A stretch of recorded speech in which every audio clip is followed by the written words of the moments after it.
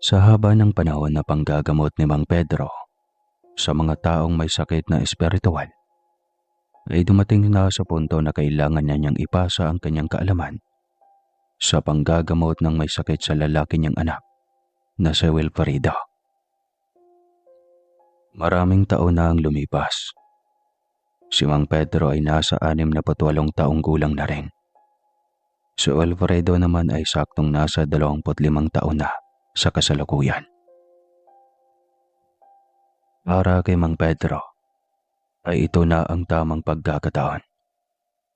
Nagmamature na ito sa mga bagay, lalo na sa usaping buhay. Marami na itong naging obserbasyon sa panggagamot niya sa mga taong bayan. Isang umaga, lumabas si Pedro at tinawag niya ito habang ito'y nagsisibak ng kahoy. Alfredo anak, halika rito. Sambit ng kanyang itay. Ay, may kailangan ka ba? Ano ho yun, itay? Mabilis na sagot ng kanyang anak. Sabay bitiw ng palakol. Tumayo ito mula sa kinaupuan at iniwan ng kanyang hawak na itak para salubungin ng ama. Medyo may kahinaan na rin si Mang Pedro dahil matanda na nga ito. Halika at pumasok ka dito at may pag-uusapin tayong napaka-importanting bagay anak. Wika nito sabay talikod at papasok tutungo sa loob ng kanilang bahay. Ibilis ang hakbang ni Wilfredo na sinundan ng ama. Nais niya itong alalayan paakyat ng kanilang hagdan. Pagkapasok nila sa loob ng bahay, ay agad nitong pinaupo ang kanyang tatay. Tay, anong bagay po ba ang ating pag-uusapan? Wilfredo anak, alam mo naman na ako'y matanda na. Hindi man natin gustuhin wala tayong magagawa dahil hiram lamang ang ating buhay sa mundong ito. Kaya ito na yata ang takdang panahon para ipamana ko sa iyo ang aking kaalaman sa panggagamot ng may sakit. Seryosong wika ni Mang Pedro. Hindi kumibo si Wilfredo. Tila ba nag-aalangan? Tila natatakot na suungin ang buhay na meron ang kanyang ama. Anak, ito lang ang ligasiya na may pamana ko sa iyo. Isang kabutihang bagay na pwede nating ipagmalaki sa mga tao. Na minsan ay nakatulong tayo sa kanila. Bihira ang pagkakataon na may ganitong angking kakayahan anak. Kaya ipagpasalamat mo na ang ating angkan ay isa sa mga nabiyayaan ng ganitong kaalaman. Ipagpapatuloy mo ito anak. Nandito ako at gagabayan kita.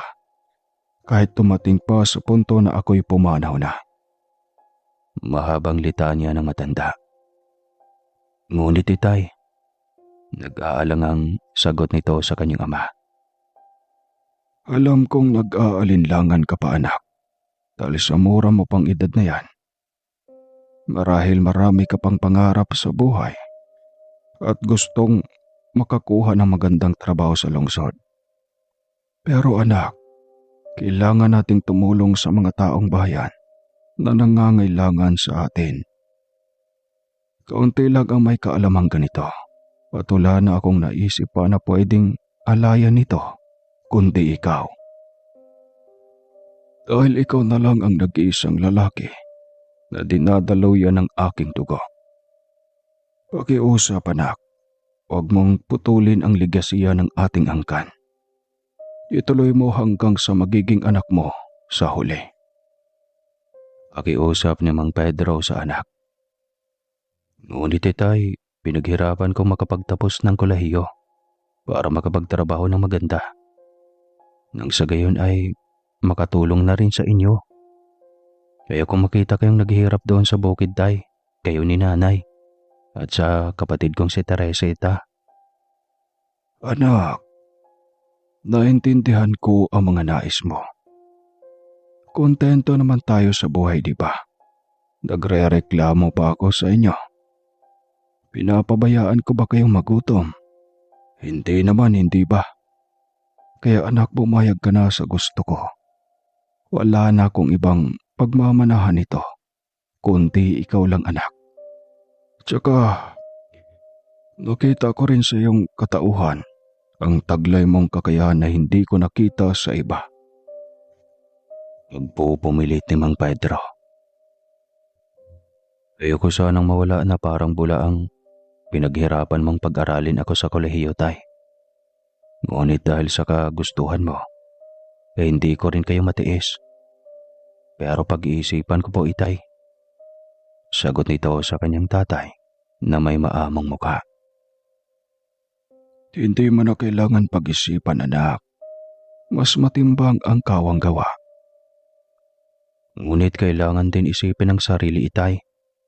Hindi, anak. Kapag tumutulong tayo sa tao, magtiwala tayo na ang Diyos na ang bahala sa ating ikabubuhay. Ilang ulit ko na bang naputunayan iyan? Sige, tay, kung iyan ang gusto mo. Salamat sa iyo, anak. Tiyak ako na maintindihan mo din ang lahat kung bakit ako nagpupumilit sa iyo. At tiyak ako na madarama mo din ang sarap sa pagkaramdam kapag may natulungan kang tao. Hindi matutumbasan ang anumang halaga o yaman ng tunay na pasasalamat galing sa puso, Wilfredo. Ngumiti si Wilfredo sa ama. Sobra ang kanyang pasasalamat na nagkaroon siya ng ganong klaseng ama. Ipinagmamalaki niya ito dahil sa taglay nitong lakas at galing sa pagkikipaglaban sa ibang elemento. Lalo na sa mga engkanto. Naalala pa niya kung paano binawi ng kanyang ama ang kapatid niyang panganay na si Ermio. Ayon dito ay kinuha ito ng engkanto noong kabataan pa lang. At iyon ang dahilan kung bakit ginusto nito na magkaroon ng kapangyarihan laban sa mga elemento at iba pang nilalang ng dilim. Naalala niyang muli ang kwento ng pagbawi nito. Ating gabi nang pumunta sa laot si Mang Pedro.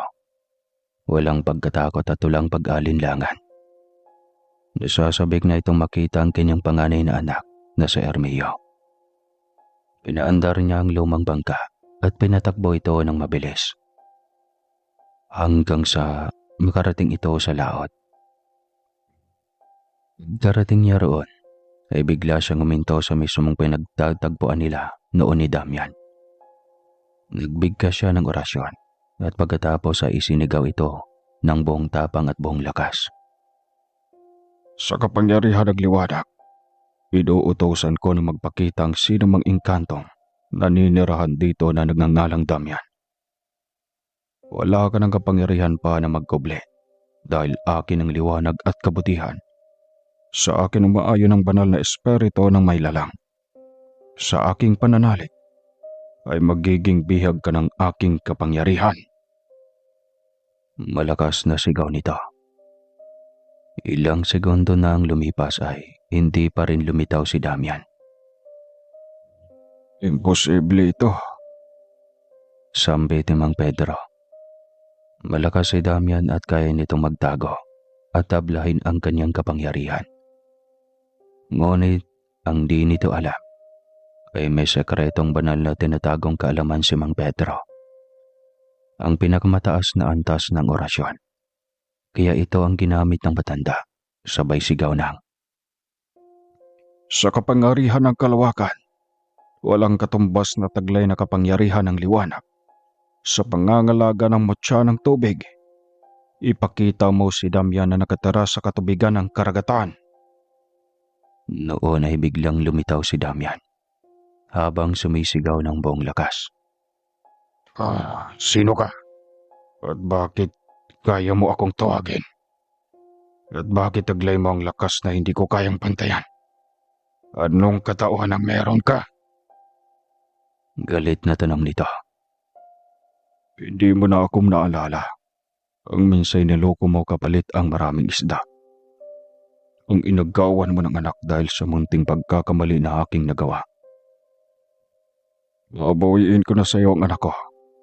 Matapang na wika ng matanda. Hindi mo na ako matataguan, Damian. Kaya kitang tawagin kahit sang sulok ng mundo ka pa'y makarating. Ikaw si Pedro. Tanong nito. Oh, ako to si Pedro. Pakawalan mo ang anak ko. Kung ayaw mong magsubukan tayo. Malakas ka, di ba? Ayaw mong kumuha ng tao at bumatay.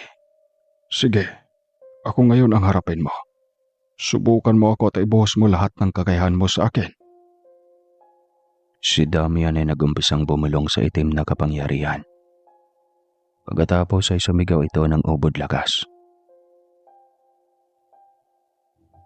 Sa lahat ng kapangyarihang hawak ko at sa panig ng kadiliman, ngayong gabi ay puksain at patayin ang taong ito na isang lapastanganan sa aking kaharian. Humalakak ba ito ng buong lakas? Ngunit ito'y napahinto at nagtaka dahil hindi tumalab kay Mang Pedro ang atake nito.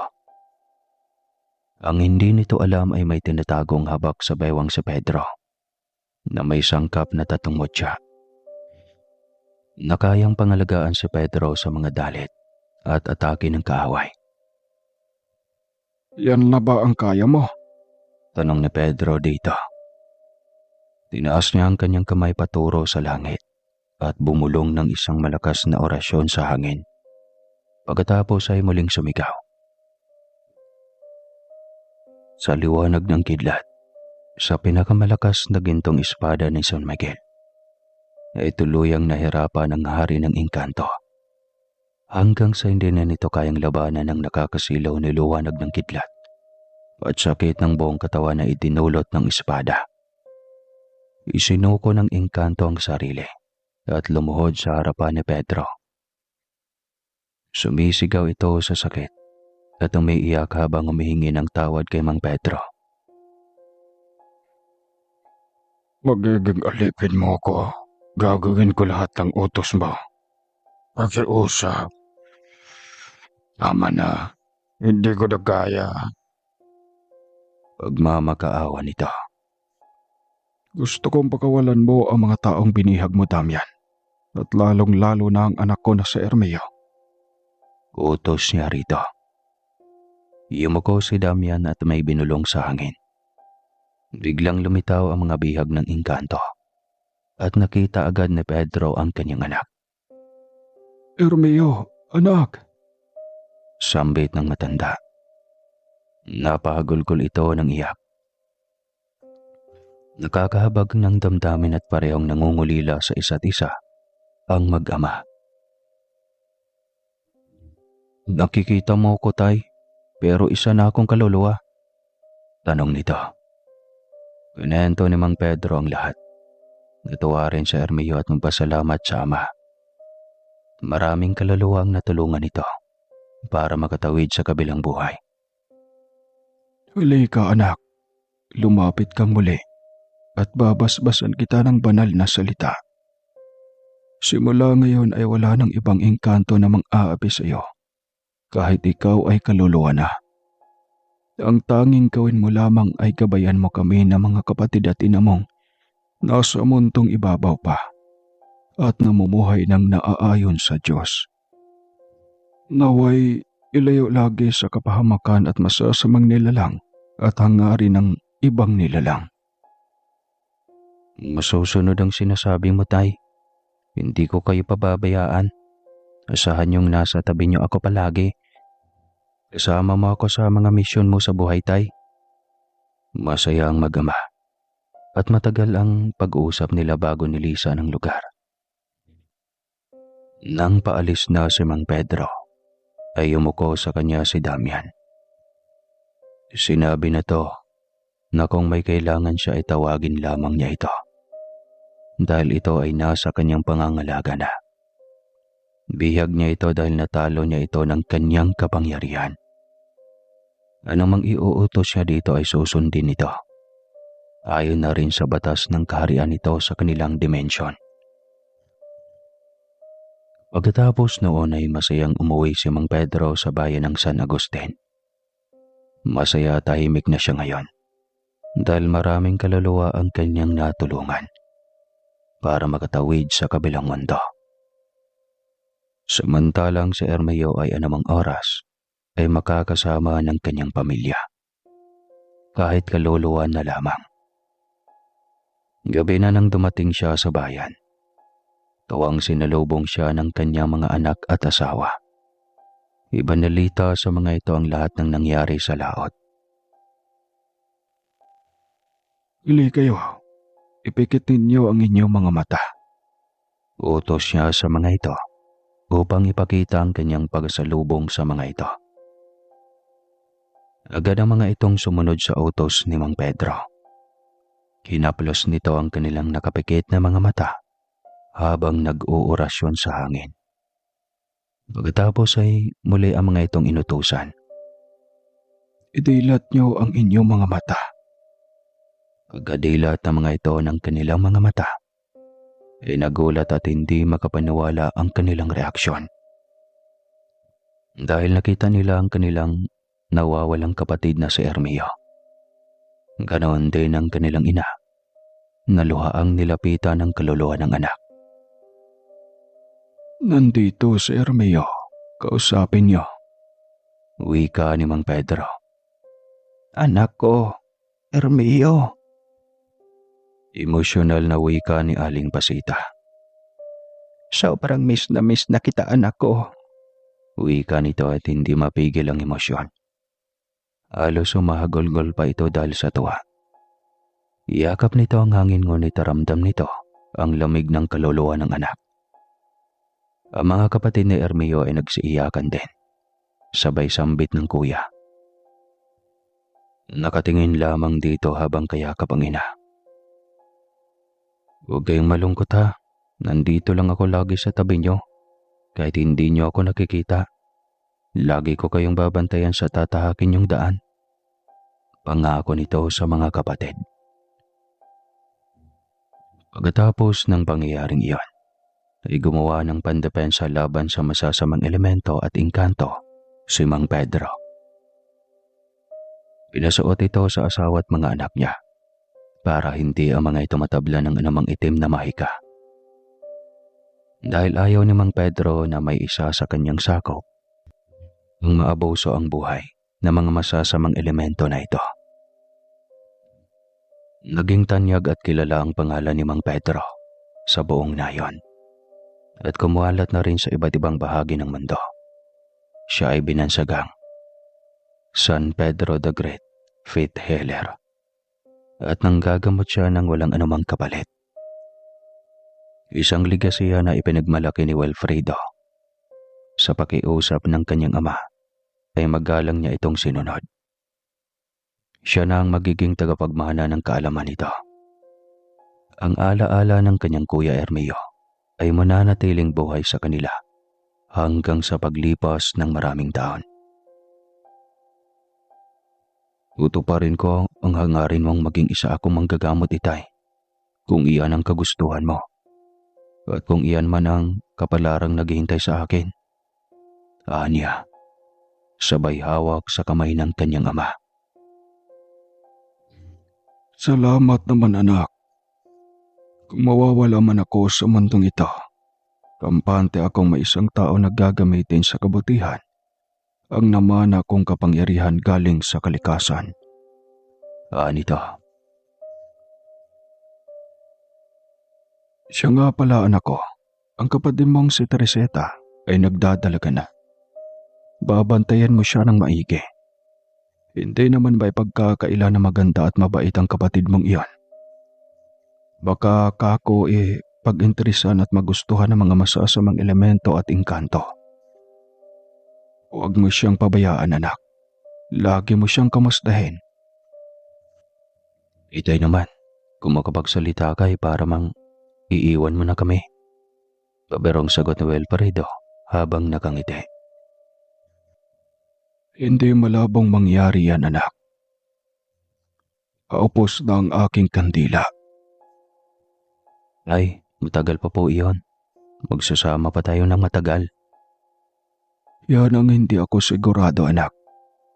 Tay naman oh, huwag na nga nating pag-usapan yan tay. Wika ni Wilfredo. Tsaka hindi ko naman po pababayaan ang kapatid kong si Teresita itay. Alam mo naman yon.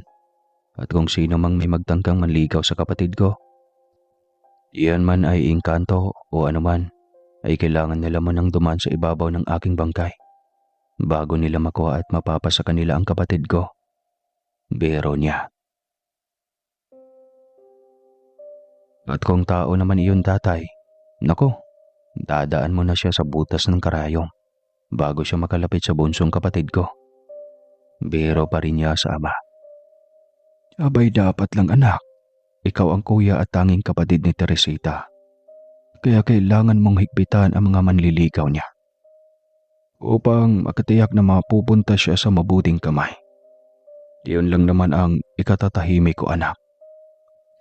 Ang magkaroon kayo ng mabuting kapalaran. Uwi ka ni Mang Pedro. Oo tay, tungkol nga pala kay Teresita. Nais ko siya na lang ang bigyan natin ng atensyon para pa aralin ng kolehiyo sa kursong medisina. Di hamak na maganda na ay matalino pa ang batang iyon, di ba tay? Oo anak. Nako, at napakalambing na bata iyon. Abay teka anak, parang kanina ko pa napapansin. Kanina pa tayo nag-uusap tungkol kay Teresita. Bakit wala siya dito? Nasaan na ba iyon? Seryosong tanong nito kay Wilfredo. Iyan na naman tayo. Bakit sa akin mo hinahanap? Paberong litanya ni Wilfredo na pang-asar sa kanyang ama. Pagiti-ngiti siyang tumayo at tinignan ang reaksyon ng ama. Abay loko tong batang to ah. Kaya nga pinapabantayan ko sa iyo. Ako'y matanda na nga, di ba? Piko nitong sagot. Mas lalong dumami ang kulubot sa noon nito dahil sa pagkapikon. Umiti lamang si Wilfredo. Sanay na siyang lukuhin lagi ang ama. Napapatawa naman niya ito sa huli. Binibiro lang naman po kita itay. Ito naman, parang hindi na nasanay sa akin. Sobrang seryoso mo ngayon taya. At parang iiwan mo na kami kung makapagsalita ka. Alam mo ba kung anong araw ngayon tay? Tanong ni Wilfredo dito. Ngumiti si Pedro habang napaisip na araw ng Sabado iyon at kaarawan ng asawang si Pasita. Inikot nito ang paningin sa buong bakuran na natatanaw mula sa loob ng bintana. May hinahanap ito. Teka lang anak, nasaan ba ang nanay mo? Ang mga iyon talaga kay aga-aga. Abay ang hirap hagilapin. Muli na namang biniro ni Wilfredo ang ama. Bakit sa akin mo hanapin tay? Ikaw nga di mo alam, ako pa kaya? Muli na naman siyang napangiti sa reaksyon ng ama. Ay, lintik na bata ito talaga. Sabay dampot ang paborito nitong sombrerong Amerikano. Akman itong babatuhin si Wilfredo, kaya mabilis siyang umiwas. Ito'y naman, hindi mabiro. Pinapatawa ko lang naman po kayo. Wika nito sabay lapit sa ama. Kinakbayan niya ito sabay ngiti ng matamis. Itay, kaya nga ako nagsisabak ng kahoy ay dahil nandun po silang dalawa sa likod ng bahay, nagluluto. Para sa handaan mamaya. Yan kasi, lagi ka nalang tinatanghali ng gising ngayon. Siyempre anak, matanda na ang tatay. Kapag nagising kasi ako ng madaling araw ay hirap na ako makatulog ulit. Minsan ay hindi na talaga nakakatulog. Pero pag sikat ang araw, saka naman ako inaantok.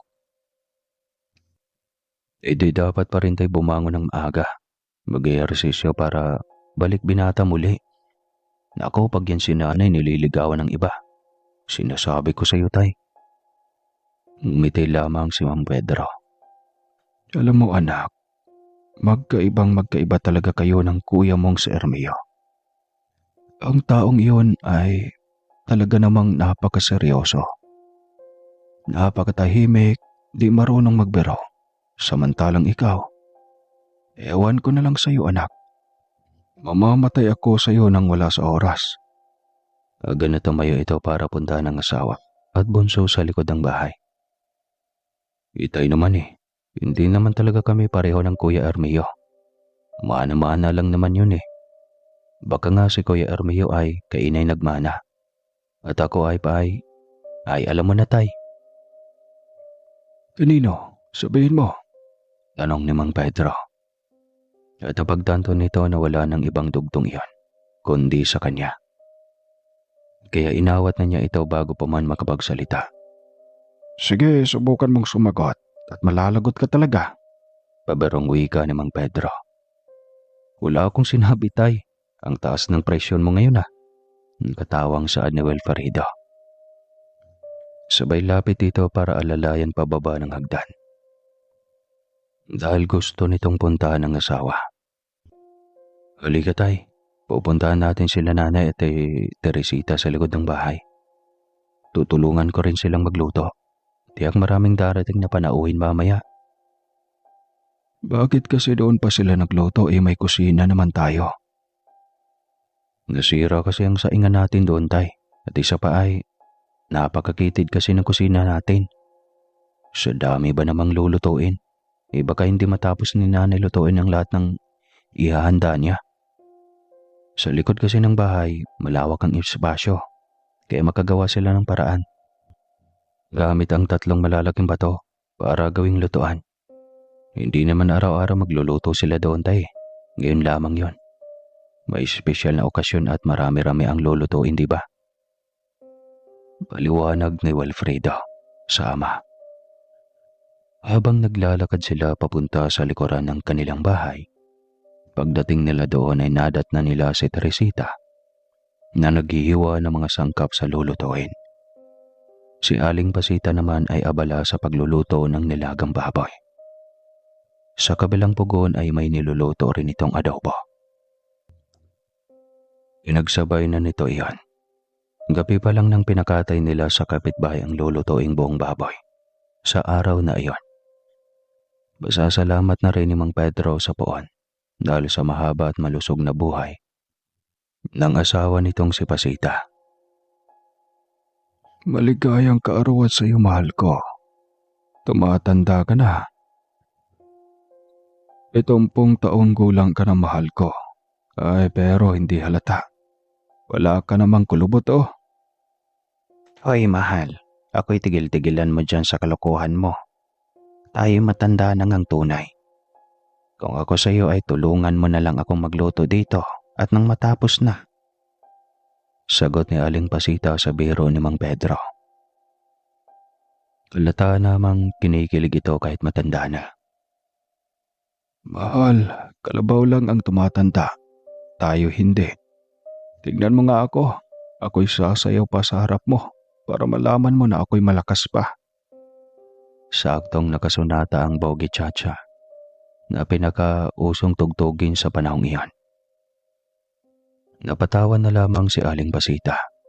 Maging sina Teresita at Wilfredo ay nagtawanan na rin. Ay nako, si Itay, nagpapasikat na naman sa nanay. Kala naman ng mga ito ay mga binata't dalaga pa. Si nanay kinikilig pa habang nakatitig kay tatay. Ay talaga naman. Singit na wika naman ni Teresita habang nakangisi. Anong kinikilig? Hindi ang batang ito. Bilisan mo na diyang magluto.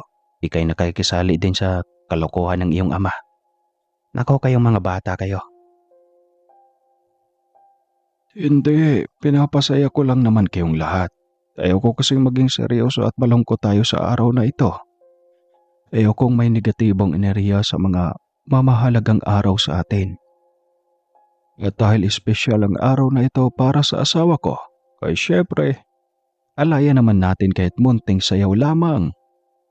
Nakakangiting pahayag ni Mang Pedro. Kita mo na tay, ang bait ko dito. Ngayon, alam mo na kung saan ako nagmana. Tanong ni Wilfredo sa ama habang tumatawa. Oo, tama.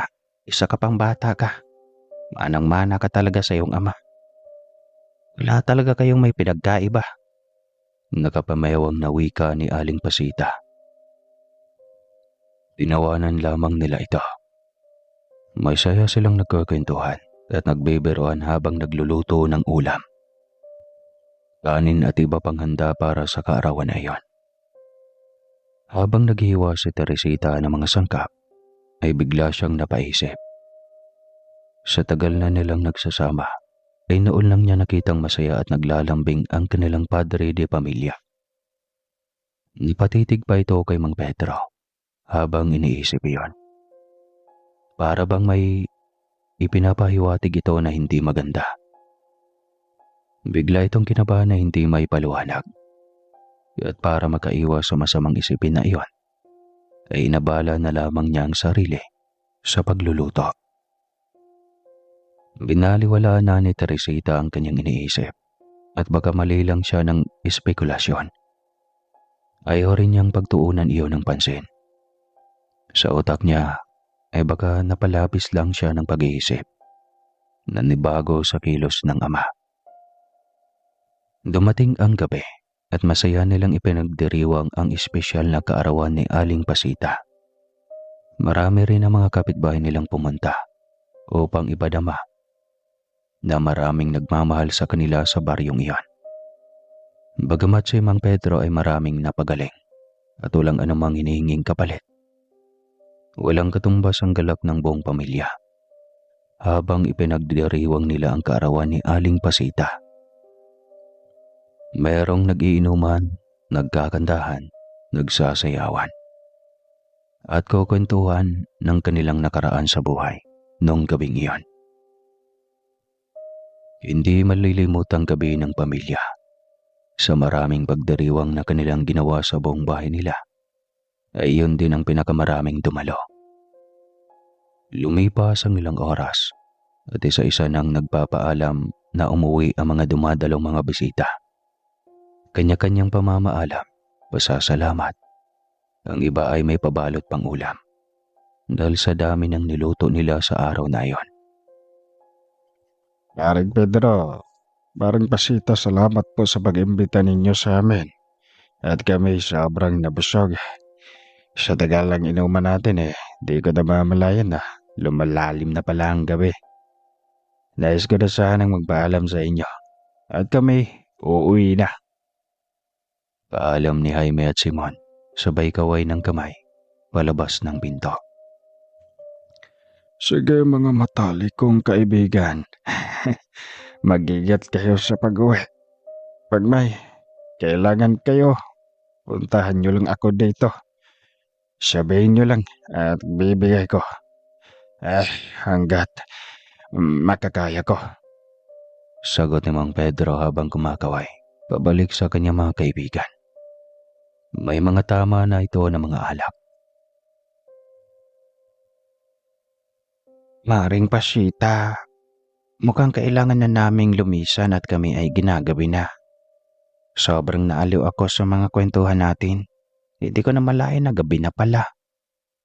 Pamamaalam na ring wika ni Aling Marites, ang kaibigan ni Aling Pasita. Ganun ba? Teka muna at ipagbabalot kita ng ulam. Marami pa namang natira sa ulam at yak ako na panis din lang naman ang aabutin nito kung hindi ko ipapamigay. Hintayin mo muna ako dyan ha, huwag mo nang aalis. Pakiusap ni Aling Pasita habang naghahanap ng pambalot ng pagkain. Kinabukasan, maagang gumising si Aling Pasita para maghanda ng umagahan at magtimpla ng paboritong kape ng asawa nitong si Mang Pedro. Pagkatapos ay pumasok na ito sa kanilang kwarto para gisingin ito. Mahal, gumising ka na. Umaga na. Halina at ipinagtimpla na kita ng kape. Sige na habang mainit pa. Ngunit hindi ito sumagot. Ay naku mahal, kay tanda mo na nga. Ang hirap mong gisingin. Pagkamangon mo dyan ay sumunod ka na dito sa kusina. Siguro nagrabihan ka na naman sa alak kagabi no? Wika na lamang nito at iniwanan na ang asawa. Siguradong gising na ito at nagtulog-tulugan lamang. Iyon ang nasa isipan ni Aling Pasita. Tama nga ang hinala niya. Dahil ilang sandali lang ay nasa harap nito ang asawa. Masama ang pakiramdam ko, mahal. Wika ni Mang Pedro. Kaya pala, inumin mo yung kape mo. Ipinagtimpla kita dahil paborito mo yan. Humigop ito at pagkatapos ay tumingin kay Aling Pasita. Mahal, nasaan ba ang mga anak natin? Tanong nito kay Aling Pasita. Si Wilfredo ay maagang pumunta sa bukid para magpakain ng ating mga alagang hayop. Si Teresita naman ay kakaalis lang, nagmamadaling pumasok sa paaralan. Sagot ni Aling Teresita. Mahal, masama talaga ang pakiramdam ko ngayon. Sa wari ko ay nanghihina ako. Sabay higop nito ng kape. Mahal, imposible naman yung sinasabi mo. Di ba magaling ka na manggagamot? Kaya mo namang gamutin ang sarili mo, di ba? Gamutin mo na nang gumaling ka kaagad. Mamaya mas lalo ka pang manghina. Nag-aalalang wika ni Aling Pasita. Mahal, kasi may mali akong nagawa. Sabay tingin ito sa mukha ni Aling Pasita na noon ay nakakunot ang noo sa sobrang pagtataka. Mahal, sa sobrang saya ko sa pagdiriwang nakaarawan mo kagabi, ay nakalimutan kong bawal pala akong mag-inom o maglasing. Kasi mawawala ang bisa ng mga inaral kong orasyon. Dapat iinom lang ako ng konti at hindi sobra-sobra. Kaya tuloy maging ang aking taglay na kakayahan sa panggamot ay unti-unti ding nawawala. Bakit mo naman kinalimutan yon, mahal? Sabi ko sa'yo kakausapin mo lang ang iyong mga kaibigan. Sana pala ay sinabi mong na maaga sa akin.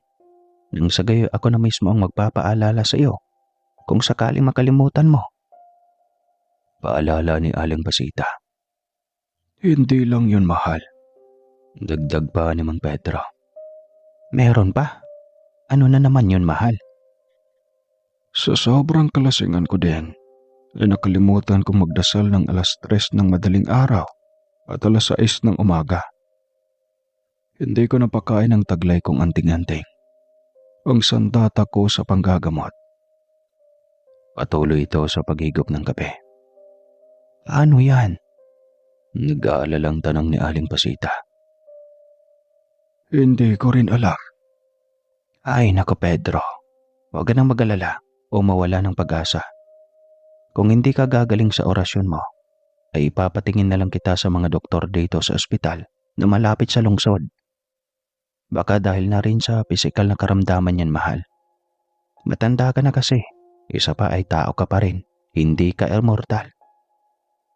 Tumangol lamang si Mang Pedro. Pagdating ng bandang hapon, pag-awi ni Wilfredo galing sa bukid, ay hinanap agad nito ang bunsong kapatid. Inay, tawag nito malayo pa lang. Ano yun, anak? Dumating na ba si Teresita? Hindi pa, anak. Sigurado ako mamaya darating na rin. Sunduin ko kaya yun? Pag-aalalang tanong ni Wilfredo. Wag na, anak, maliwanag pa naman. Kasiguro kapag paggabi na. Isa pa ay pagod ka rin. Magpahinga ka na lang kaya. Si Itay nga pala, nasaan? Nandoon sa loob ng kwarto nagpapahinga. Masama daw ang pakiramdam. Nang malaman niyang masama ang pakiramdam ng kanyang ama, ay agad niya itong tinungo. Magandang hapon po, Itay. Kumusta po ang pakiramdam niyo po? Sabay lagay ng kamay sa noo ng ama. Anak, may ibibigay akong napaka-importanteng bagay sa iyo. Saan ay maluwag sa kalooban mo na tanggapin ito. Ano po bang bagay yun, Tay? Hindi iyon nasagot ng biglang may tumawag at humingi ng tulong para magpagamot. Karga nito ang isang batang biglang tumirik ang mata. Ang kwento ng ina ay namataan nitong naglalaro ang bata na parang may kausap. Gayong mag-isa lang naman ito sa kanilang bakuran. Ay, pero masama ang pakaramdam ng asawa ko. Hindi siya pwedeng manggamot. Mamaya baka mabinat iyon. Alam niya naman na matanda na sa Pedro. Baka pwedeng sa iba na lang. Sige na ho, Aling Pasita. Hindi, ayaw ko. Bakit kasi pinabayaan mong maglaro sa labas ng bahay ang anak mo? Ngayon ay ipapahamak mo pa ang asawa ko. Aling Pasita, kahit ngayon lang, nakikiusap ako sa iyo. Tignan mo ang anak ko. Hindi ka ba naaawa? Dinig ni Wilfredo at Mang Pedro ang usapan ng mga ito sa labas ng bahay. Subalit wala silang magawa. Hirap ding tumayo si Mang Pedro. Ay, dumito ka muna. Titignan ko lang. Paalam ng binata sa ama. Nilapitan ito ni Wilfredo. Agad na habag ang kanyang kalooban. Kahit sino ay hindi makatiis tignan ang sitwasyon ng nakakaawang bata. Kaya bumalik ulit siya sa loob at tinanong ang ama kung ano ang pwede niyang gawin. Gusto niyang tulungan ang bata. Kunin mo ang pulang bantana sa loob ng aparador, anak.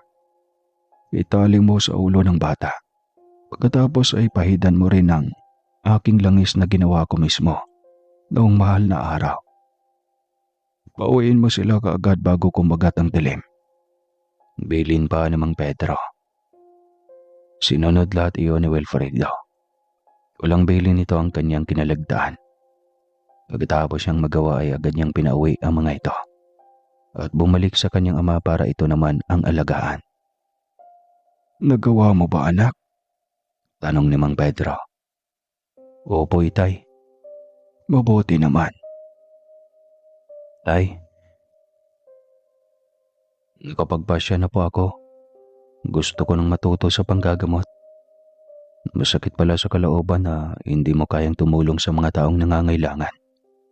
Lalo na at sobrang nakakaawa ng sitwasyon. Salamat naman at nakapagpasya ka na rin, anak. Sandali, at may ibibigay ako sa iyo. Sabay tayo ng maingat. May kinuha itong kahon sa ilalim ng kama. Pagkatapos ay binuksan iyon at kinuha ang itim na libreta sa loob. Iniabot ito sa kanya ng matanda. Itay, maaari bang tulungan mo akong aralin ito? Baka hindi ko kaya. Kaya mo yan, anak. May tiwala ako sa kakayahan mo. Buksan mo yan. Kapag may nabasa ka na, kahit isang salita lang dyan, ibig sabihin ay karapat-dapat kang magiging tagapagmana ng pinaghirapan kong kunin at aralin. Nananalaytay ang aking dugo sa iyo, kaya hindi imposible. Ilalayan kita habang narito pa ako sa tabi mo, anak. Binuksan ni Wilfredo ang unang pahina. Binasa nito ang anumang nakasulat. Ngunit wala man lang siyang may naintindihan, maliban sa isang salita. Alam niyang ito iyon. Nakasulat sa salita at alpabetong Latin. At alam niyang amin ang ibig sabihin niyon. Ay, hindi ako makakaintindi. Sumakit po ang ulo ko. Pero itong isa, hindi ba't amin ang pagbasa nito? Sabay pakita kay Mang Pedro sa pamamagitan ng pagturo kay Mang Pedro gamit ang hintuturo. Tama yan, anak. Nabasa mo. Karapat dapat na po ba ako, itay? Oo, lalo na at anak kita. Pero masakit sa ulo, tay. Dapat mag-ritual ka muna, anak, ng 3 beses na paulit-ulit. Sasakit talaga ang ulo mo kung wala kang alam sa ganyan. Yung iba nga ay nababaliw kapag hindi kinaya. Lalo pa at walang gabay na elemento na magtuturo sa iyo. Sundin mo lang ang lahat ng bilin ko. Maging ang mga gabay ko ay tuluyan na ring mapapa sa iyo. Susundin ko lahat ng bilin mo, tay. Masinop siya sa pag-aaral dahil hangad niyang matuto sa lahat ng lihim na karunungan na taglay ng ama. Isinalin din ni Mang Pedro sa Tagalog ang lahat ng nakasulat sa itim na libreta para maintindihan ni Wilfredo ng madali lahat ng nakasaad sa libreta.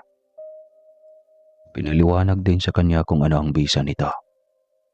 Sinimula ni Wilfredo ang pag-aaral ng orasyon habang inalalayan siya ng kanyang itay. Mabilis naman siyang natuto sa tulong ng kanyang ama. Dahil na rin marahil sa dugong nananalaytay sa kanya. Lumipas ang ilang araw at naging maluba ang sakit ni Mang Pedro.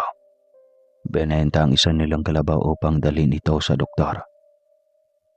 Nakitaan si Mang Pedro ng sakit sa atay. Malala na daw ito at dapat ay pinatingin nila kaagad ng maaga para maagapan. Binigyan ng reseta si Mang Pedro ng doktor upang ito ay gagaling. Ngunit hindi at mas lalo pang lumala. Sa madaling salita ay binawian ito ng buhay pagkalipas ng ilang araw. Naihabilin nito kay Wilfredo ang habak na may sangkap na 3 mutya. Bago ito nalagutan ng hininga ay sinabi nito sa kanya na, Nagsisimula na ang iyong paglalakbay. Halos hindi matanggap ng buong pamilyang pagkawala ni Mang Pedro. Halos buong baryo ay nagluksa rin sa pagkawala nito. Nawalan sila ng libreng manggagamot na siyang tunay at walang hinahangad na kapalit. Wala ng Pedro na malalapitan nila kapag sila ay may karamdaman. Subalit marami ang naniniwala na nailipat kay Wilfredo ang kapangyarihan nito sa panggagamot. Hindi man nasabi ng pamilya ay iyon ang tumatak sa utak ng karamihan. Pinaramdam ng mga ito sa buong pamilya na mahalaga si Mang Pedro sa buhay ng mga ito. Marami ang nag-abot ng tulong ng pinansyal, kasama ng Kapitan del Barrio na isa rin sa nagtiwala kay Mang Pedro bilang magaling na manggagamot.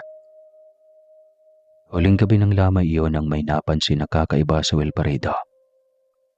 Mayroon silang panauwi na hindi niya kilala at alam niyang hindi nila ito kabaryo.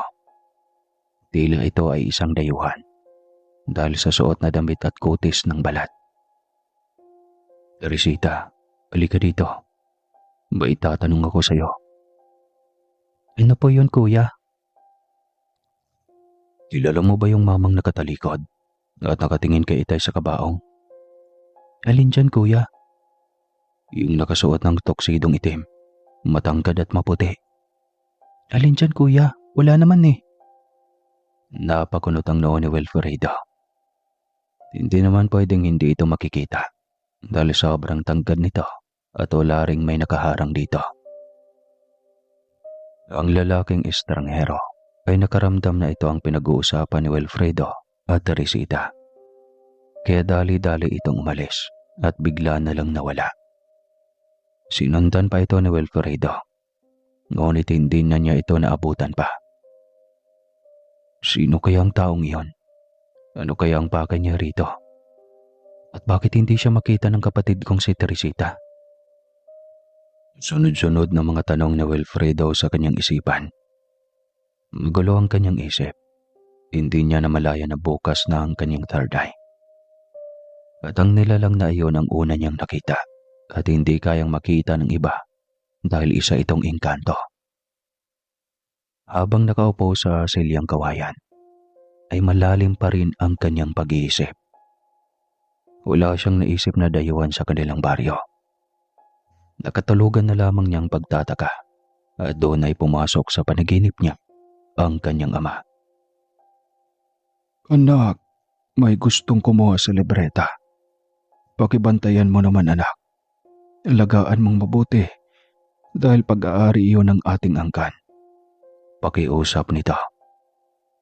Itay, sino bang gustong kumuha? Anak, huwag mong hayaan na manakaw ng ibang elemento ang aking katawan. Tay, sandali lang. Ngunit unti-unting nawala sa paningin niya ang imahe ng kanyang ama. Pagkagising ni Wilfredo ay agad siyang pumunta sa kabaong ng kanyang itay habang nilalamayan. Maliwanag niyang naalala ang kanyang panaginip. Wari niya ay isa iyong pahiwatig. May minsayang kanyang ama sa kanya. Itay, ano bang ibig mong ipaabot sa aking panaginip? Tanong niya sa isipan habang nakatingin sa ama niyang nasa loob ng kabaong. Tinitigan niya ito ngunit walang makuhang pahiwatig sa ekspresyon ng mukha ng nakahimlay na ama. Alangan namang sasagot ito, gayong patay na. Sa isip niya ay malamang dala lang iyon ng pagod. Kaya kung ano-anong panaginip ang pumapasok sa kanyang diwa. Pumasok siya sa kwarto ng kanilang bahay at kinuha ang libretang itim.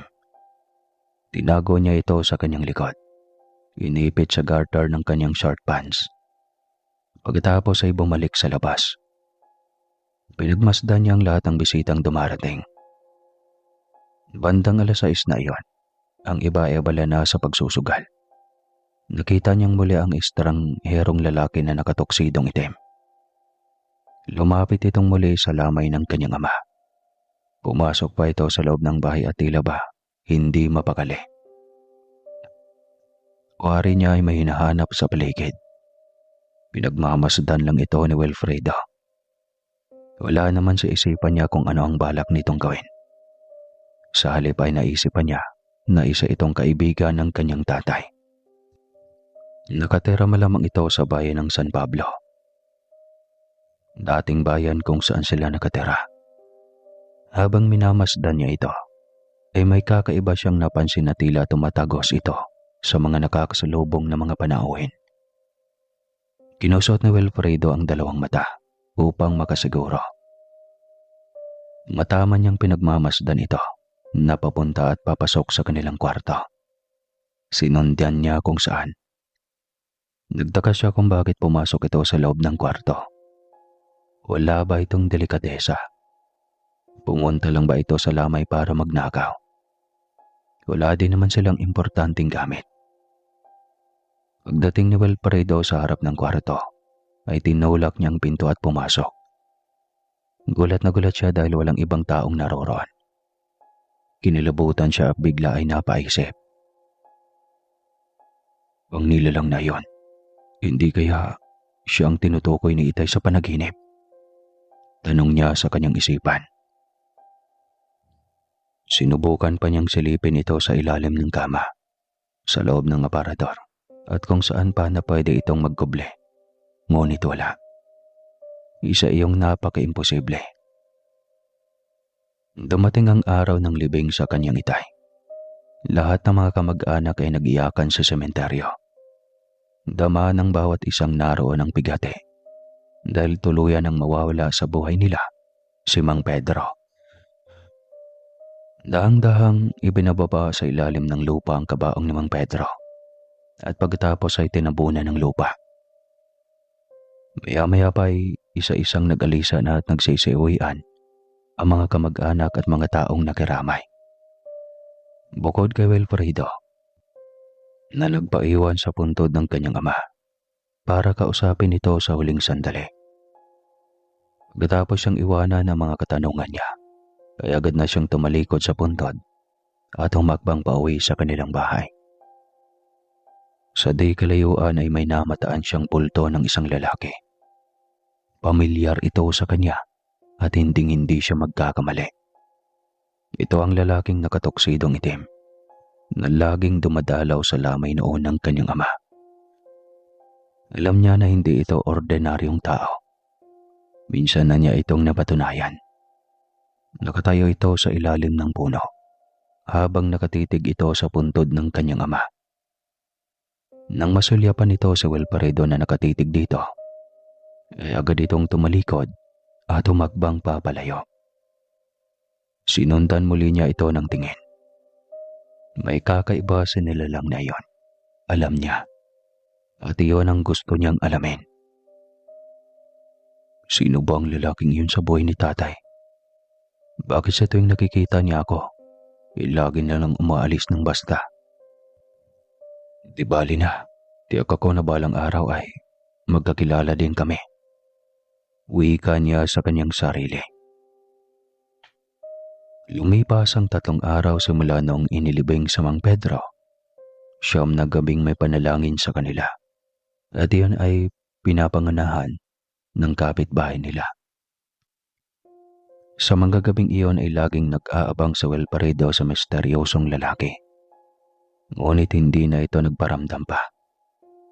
Ipinagpatuloy ni Wilfredo ang pag-aaral niya sa panggagamot bilang isang kumbate espiritual.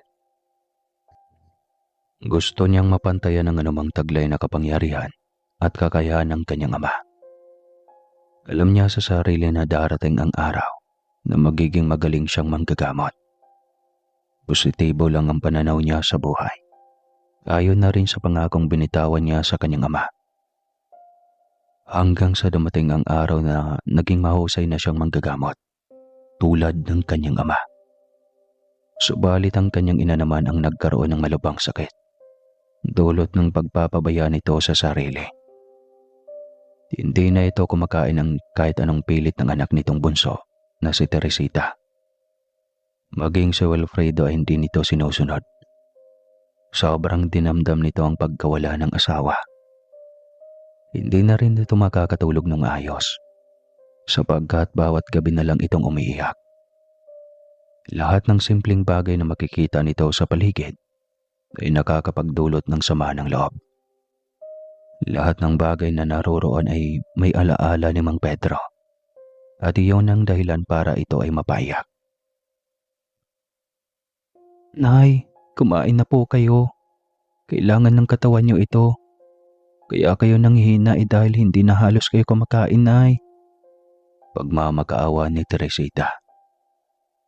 Ngunit hindi man lang nito pinapansin ang bunsong anak at laging nakatulala lamang. Sa kasamang palad ay lumala ang nagiging karamdaman nito. Sobrang sakit para sa dalawang magkapatid dahil sa sunod-sunod na paglisa ng kanilang mga magulang. Kuya, bakit naman po ganito? Ano ba itong nangyayari sa ating pamilya? Tila ba ay pinaglalaruan tayo ng tadhana? Bakit naman sunod-sunod? Ikamamatay lang ng tatay. Wala pang 3 buwan. Sumunod naman ang nanay. Magpakatatag ka lang, Teresita. Nandito lang ang kuya. Kaya natin lahat ng ito. Lalaban lang tayo sa anumang hamon sa buhay. Itataguyod kita. Pangako yan. Wika ni Wilfredo, habang hindi pinapakita sa mukha ang kanyang tinatagong sakit na pakiramdam. Kailangan niyang maging matapang, lalo na at lalaki siya. Silang dalawa na lang ang natitirang magkakampi sa buhay. Ngayong ako ay ganap ng manggagamot at bilang isang kumbate espiritual. Pinapangako ko na babantayan at poprotektahan kita sa lahat ng aking makakaya. Hindi ko nahayaan pang may mawala isa sa atin. Wika niya pa habang yakap ang emosyonal na kapatid. Walang patid ang pag-iyak nito. Matapos mailibing ang kanilang ina, ay tahimik silang namuhay na magkapatid. Napaglaman ng marami na totoong namana ni Wilfredo ang kapangyarihan ng ama. Kaya muli ay dinayo siya ng mga magpapagamot. Maging sa ibang sulok ng bayan ang iba nang galing. Minsan ay maraming pumipila para magpagamot. Subalit hindi pa rin inaalis ni Wilfredo ang obligasyon sa kapatid. Iyon ay ang paghatid sundo kay Teresita. Masiguro lang naligtas ito palagi. Napakalayo ng lungsod, subalit araw-araw ay sinisiguro niyang maihatid sundo niya ang dalaga niyang kapatid. Mahigit 4 na kilometro ang layo nito, kaya sumasakay na lang ito ng tricycle. At pagkarating sa baryo, lalakarin naman niya mahigit kalahating kilometro patungo sa bahay nila. Araw-araw ay hindi napapagod sa Wilfredo na ihahatid sundo ang kanyang kapatid. Dahil ginagabi palagi ng uwi dahil sa dami ng kailangang asikasuhin sa paaralan. Hindi naging madali ang buhay ni Wilfredo at Teresita simula nung namatay ang kanilang mga magulang. Ang binata ang tumayo bilang ama't ina ni Teresita. Pagising niya na madaling araw bandang 3:00 pa lamang, ay mataimtim siyang nagdarasal. Pagsapit ng 4:00 ng umaga, ay agad siyang pupunta sa bukid upang pakainin sa malawak na talahibaan ang mga alaga niyang hayop. Pagkatapos ay uuwi agad para ihatid si Teresita sa paradahan ng tricycle. Pag-uwi sa kanilang bahay, bandang 6:00, sunod niyang gawin ay muling magdasal. Pagkatapos ay magsedatingan na ang mga nais magpagamot sa kanya. Sa murang edad ay nakaya niyang gampanan ang napakaraming obligasyon, lalo na ang panggagamot na nakakabawas ng kanyang enerhiya pisikal at mental. Ngunit hindi siya pwedeng sumuko. Kailangan siya ng taong bayan. Ang iba ay malaking halaga ang binibigay, lalo na't alam ng mga ito na nag-aaral si Teresita sa lungsod. Idagdag pa na alam nilang alila na ang dalawa. At higit sa lahat ay hindi ito huwad na manggagamot, dahil subok na ang kalidad nito, maging noong nasa kamay ng ama nito ang kapangyarihan na taglay. Biyaya itong matawag dahil hindi sila nahihirapan pinansyal. Halos sobra sa araw-araw na pangangailangan. Kaya nakapag-ipon din kahit papano si Wilfredo. Isang gabi, habang naghahaponan sila, ay kinausap ni Teresita si Wilfredo. "Kuya, sa araw-araw na ginagawa mo, tiyak na pagod ka na. Naawa na ako sa'yo. Kaya gusto ko sanang sabihin sa'yo na huwag mo na lang kaya akong ihatid. Kaya ko naman mag-isa eh. Malaki na ako, kuya. Kaya ko ng sarili ko." Tila alinlangan pa itong sulyapan si Wilfredo. "Hindi, bunso. Bilin sa akin ng ating ama na hindi kita pababayaan.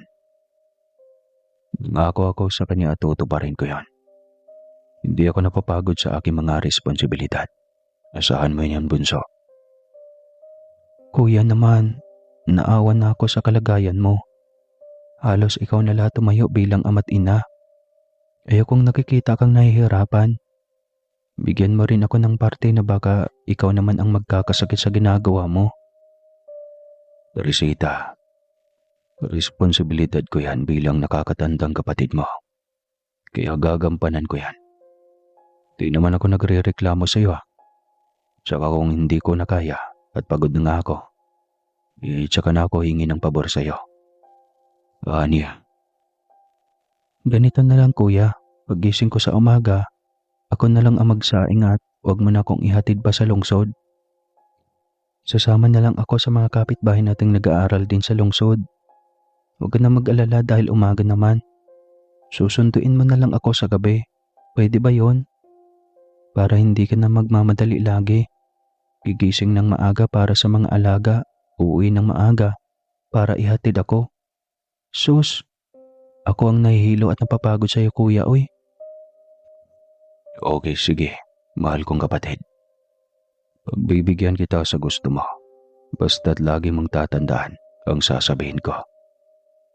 "Ano yun, kuya? At susundin ko, pangako." "Mag-iingat ka lagi. Hindi ko mapapatawad ang sarili ko. Kung anumang masamang mangyari sa iyo dahil sa kapabayaan ko." Sagot niya. "Kuya, lagi naman akong nag-iingat eh." "Oo na, sige na. Tapusin mo niyang kinakain mo. Hugasan mo ang mga plato. Pagkatapos mong maghugas ay magpahinga ka na rin sa kwarto mo. May pasok ka pa bukas." Bilin niya sabay pasok sa kanyang kwarto. Inabukasan ay may isang babaeng gustong magpagamot kay Wilfredo. Masakit daw ang tiyan nito tuwing sumasapit ang gabi. Hindi daw ito makatulog ng maayos. At pag nakahiga ito, ay parang mayroong tumatabi rito. Dama nito ang iminit na parang may taong yumayakap dito. At amoy mabaho na hindi maintindihan. Gayong wala naman itong ibang kasama sa bahay. Isa itong biyuda na mag-isang tinaguyod ang buhay. "Tulungan mo akong gumaling. Parang awa mo na." Pakiusap nito. "Ako isang manggagamot sa bayang ito. Binibini. Wala akong pinipilit at lahat ay hindi pwedeng tanggihan. Kung sino mang nangangailangan ng aking tulong, ay kailangan kong tulungan. Halika't pumasok sa aming bahay. Umupo ka muna sa mahabang upuan at kukunin ko lang ang aking mga gamit sa panggagamot. Uwi ka nito. Sabay kuha ng langis at mga banal na bato na yari sa ngipin ng kidlat. Isa pa ito sa mga mutyang inahabilin sa kanya ng kanyang ama. Teka muna magandang binibini. Bago natin simulan ang gamutan, baka pwede mo na kitang tanungin sa iyong totoong pangalan. Tanong niya. Maria po, Ginoo. Ang pangalan ko po'y Maria. Sagot nito. Maraming salamat, Maria. At ako'y magsisimula na upang gamutin ka. Natawag ko ang engkanto o elemento na gumagambala sa babaeng ito. Magpakita ka. Sabay usal nito ng orasyon laban sa mga elemento. Biglang lumitaw ang itim na engkanto at nagbabaga ang mga mata sa galit. Galit dahil sa panghimasok niya sa buhay ni Maria. Ngunit wala siyang magawa dahil sa kanya lumapit ang babae at humingi ng tulong. Hindi niya ito pwedeng tanggihan. Napagtanto rin ng elementong itim na sobrang lakas ng taglay niyang kapangyarihan. Kaya bigla itong kumalma at nagmakaawa. Akin si Maria. Akin lang siya. Pagmamay-ari ko siya. Huwag mo na sana kaming guluhin. Alam kong malakas ka, parang awa mo na. Pabayaan mo na lang ako. Hiling ng itim na engkanto. Sa mga sinasabi mo, alam ba niya ang lahat? Alam ba niya na pagmamay-ari mo siya? Baka ikaw lang umay alam. At bakit mo binigyan ng sakit ito? Kung totoong minahal mo. Anong balak mo? Kukunin mo siya. Dadalhin mo siya sa mundo niyo. Hindi maaari ang binabalak mo. Hindi ako makakapayag. Dahil isa iyang panlilin lang. Kung ako sa iyo, pabayaan mo na siya. Kung ayaw mong masaktan. At baka mapatay pa kita kung sakaling magpupumulit ka pa. Hindi ako papayag. Akin si Maria. Akin. Pagmamatigas nito. Dahil dito ay napilitan si Wilfredo na banggitin ang isang orasyon na panlaban dito. Napahiyaw sa sakit ang engkanto, ngunit nagmamatigas pa rin ito. Sobrang pagkamahaling nito sa biyudang si Maria. Pababayaan mo si Maria o mamamatay ka. Hindi, ayaw ko. Mas gugustuhin ko pang mamatay kaysa ilayo mo ako sa kanya. Sige, patayin mo na lang ako. Hindi ako mamamatay. Naintindihan kong umibig ka dahil sa kagandahang taglay ng babaeng ito. Pero sana umibig ka na lang ng isang nilalang na kayang tumbasan ang pagmamahal mo. Hindi lahat ng tao ay pwedeng mapaibig ng katulad niyong engkanto. Maging patas ka sa pakiramdam ng iba. Magkatulad lang tayong nilikha sa mundong ito, hindi ba? Huwag ang mga mortal na tao ang alayan mo ng iyong pagmamahal. Tulad mo na lamang, hayaan kitang makalaya. Umalis ka sa harapan ko sa pagbilang ng 3. 1, 2, 3. Sigaw niya sabay usal ng orasyon sa kanyang palad. Unti-unting nawala ang itim na engkanto sa paningin niya. Pagkatapos ay nag-orasyon muli siya sa kanyang palad. Sabay patong nito sa ulo ng babae. Magaling ka na, Binibini. Ginawa ko ng sakit na inilgay niya sa tiyan mo. Anya rito sabay dampot ng pangilang kidlat. Ginawa niyang kwintas na may basbas ng orasyon. Depensa para sa masamang elemento at engkanto. Ibinigay niya iyon ng libre sa biyudang si Maria. Ito ay magandang panlaban sa elemento. Isuot mo lagi ito, Maria, at huwag na huwag mong tatanggalin o ilalayo sa katawan mo. Nang sa gayoy hindi ka na malapitan ng mga engkanto. Habilin niya rito. Maraming salamat sa iyo, Wilfredo. Mabuti na lang at dito ako na ituro sa iyo. Napakagaling mong manggagamot. Nako, salamat naman. Basta para sa mga taong bayan. Nakahanda akong tumulong. Wilfredo, pwede bang magtanong? Oo naman, tungkol saan ba? Kasi, nais ko sanang maging kaibigan ng isang katulad mo. Abay, oo naman. Bakit naman hindi? Pwedeng pwede iyon, Maria. Ako po, di hamak na gwapo ka na ay mabait pa. Napakagalang, maginoo at maawain ka pa. Alos nakikita ko sa iyo ang katangian ng isang lalaki na hinahanap ko. Dahil sa halip na patayin mo ang nagmamatigas na engkantong iyon, ay hinayaan mo pa siyang mabuhay para magbago. Ngayon lang ako nakasalamuhan ng ganitong klaseng tao sa tanang buhay ko. Isa kang kakaiba sa lahat, Wilfredo. Nagulat ang binata sa narinig niya. Halos hindi makapaniwala na may isang babaeng magsasabi sa kanya ng ganong bagay. Sa tanang buhay niya ay noon lang siya nakarinig ng papuri at iyon ay galing sa isang napakagandang babae. Salamat. Nauutal niyang wika rito. Masaya akong nakilala kita, Wilfredo, at sa tingin ko ay magkakasundo tayo pagdating ng araw. Hirit pa nito. Napalunok siya ng laway sabay titig sa dalaga. Sabay ngiti na rin dito ng alanganin.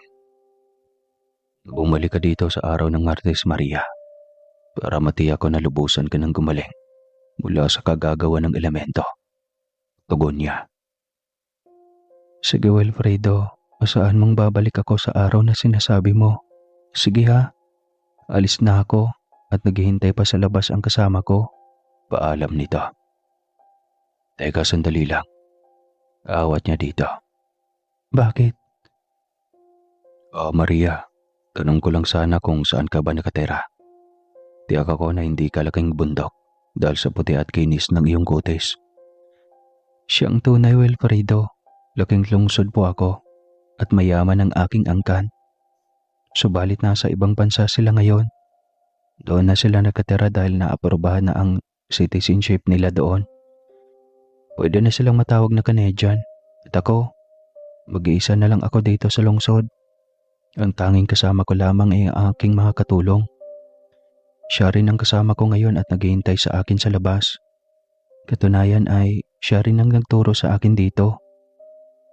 Garito siya at kilala niya kayo at ang dati mong ama. Napatango lang siya sa napakahabang kwento nito. Napagtanto niyang napakataas pala ng antas nito sa buhay. Mahirap lamang siya at isang manggagamot. Sino namang mayaman ang magkakagusto sa kanya kung sakali? Naikwento ni Wilfredo kay Teresita ang tungkol sa nakilala niyang babae na naging pasyente niya. Masaya niyang isinalaysay dito ang lahat ng nangyari. Natuwa si Teresita dahil simula nang namatay ang kanilang mga magulang, ay noon lang niya muling nakitang ngumiti ang kuya. Ramdam ni Teresita na masaya ang kanyang kuya. Kuya, pakilala mo sa akin yan ha. Tiyak ako na magkakasundo kaming dalawa at sa wakas ay magkakaati na din ako. Sabay tawa nito. Manahimik ka nga dyan, mayaman iyon. Napakalayo sa atin. Malabong magkagusto sa katulad ko ang ganong babae. Malupit lang ang loob niya sa akin dahil napagaling ko siya. Uwi ka niya sabay talikod papasok sa kanyang kwarto. Naiwan si Teresita na nakangiti sa harap ng kanyang hugasin. In love ang kuya ko. Aminin mo na gusto mo siya no, kuya. Pabol na sigaw nito kay Wilfredo. Pangiting-ngiti lamang si Wilfredo habang nakatitig sa bubong ng bahay. Tila nakaukit doon ang mukha ng dalagang si Maria. Tiyan all. Araw ng Martes. Bumalik si Maria sa bahay ni Wilfredo para tiyakin na tuluyan na siyang gumaling. Ayaw na rin sa bili ng binata. Tinignan ulit ni Wilfredo si Maria para masigurado na magaling na ito. Natakot hanggang lumapit sa iyo ang engkantong iyan. Lalo na't baon mo lagi ang pangil ng kidlat. na may basbas ng orasyon. Kaya tuluyan ka na niyang nilubayan.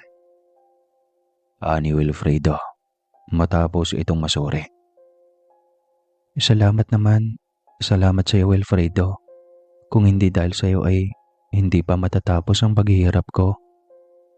Wala yon. Basta kailangan ng aking tulong, nakahanda ako lagi. Sa abot ng aking makakaya. Aniya. Napunta sa kwentuhan ang usapan nilang dalawa. Tungkol iyon sa kani-kanilang nakaraan sa buhay. Magkasundo ang dalawa at komportable sa isa't isa. Simula noon ay napadalas ng pagdalaw ni Maria kay Wilfredo. Hanggang sa tuluyan ng nahulog ang kanilang loob sa isa't isa. Sila ay naging magkasintahan at sa maikling kwento, napagkasundoan nilang magpakasal. Dahil sa nalulungkot at natatakot si Maria sa lungsod, ayaw na rin itong pang balikan ito ng masasamang elemento. Napag-usapan nilang dalawa na doon na sila manirahan sa bahay ni Wilfredo. Mas na magugustuhan ko pang manirahan dito sa bayan ng San Agustin, mahal. Kasama ka. Dito kasi pagaramdam ko mas ligtas ako. Wika ni Maria. Hindi kita pababayaan, mahal. Kayo ng kapatid kong si Teresita. Simula nang tumira si Maria sa kanila, ay naging abala na si Wilfredo. Minsan daling itong masundo si Teresa sa pag-uwi nito sa gabi. Teresita, alam mo minsan hindi kita masusundo. Sana maintindihan mo ang kuya mo, lalo na't buntis si Maria. Hindi ko siya pwedeng iwanan dito. Di ba sumasama ka sa kapitbahay natin? Kung pwede, sumama ka na lang sa kanila pa uwi. Pakiusap na lamang niya dito. Opo kuya, naintindihan ko naman ang kalagayan mo eh. Kaya ko naman pong alagaan ang sarili ko. Tila nakaramdam ng guilty si Wilfredo para sa kapatid. Subalit ang dami na niyang obligasyon sa buhay. Naintindihan naman siya nito. Lagi rin namang sumasabay si Teresa sa kapitbahay nila, papuntang paaralan. Isang hapon nun, na oras na ng uwian. Nahirapan itong hanapin ang mga kapitbahay na kasama nitong umuwi. Pumasok sa utak niya na baka naiwan na siya ng mga ito. Napilitan siyang umuwing mag-isa. Pagsakay niya ng tricycle, siksika ng mga estudyanteng pasahero. At di sinasadyang nasungkit ng nakausling bakal ang kanyang habak. Naputol ito sa kanyang bewang nang hindi niya namamalayan. Madilim na at may masukal siyang dadaanan. Malakas naman ang kanyang loob dahil alam niyang may panangga siya sa mga masasamang elemento. Habang naglalakad ay ramdam niya na may nakabuntot sa kanya. Dinig niya ang mga yapak ng mga paa nito. Nilingon niya ang kanyang likuran para masiguro. Doon ay nakita niya ang isang matangkad na maputing lalaki. Matangos ang ilong nito at mahaba ang buhok.